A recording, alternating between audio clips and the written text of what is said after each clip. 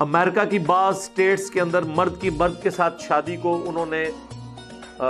یعنی ایک آئینی شکل، قانونی شکل دے دی ہے، حالانکہ دنیا میں آج بھی اس کام کو ایک برا فعل کے طور پر مانا جاتا ہے اور اس کی آؤٹ پٹ کچھ نہیں ہے، کیونکہ یہ جو تعلق ہے اس کی آؤٹ پٹ اولاد تھی اور وہ مرد کا مرد کے ساتھ ممکن نہیں ہے۔ اسی لیے ہم ویسٹرن ڈیموکریسی کو کفر اور شرک مانتے ہیں کہ وہاں پر اگر کثرت رائے سے یہ فیصلہ ہو جائے کہ یہ حرام کام بھی الاؤ ہے ہمارے معاشرے میں، تو وہ اسے اسٹیبلش کر دیتے ہیں۔ اسی وجہ سے ویسٹرن ڈیموکریسی کو کفر کہا جاتا ہے،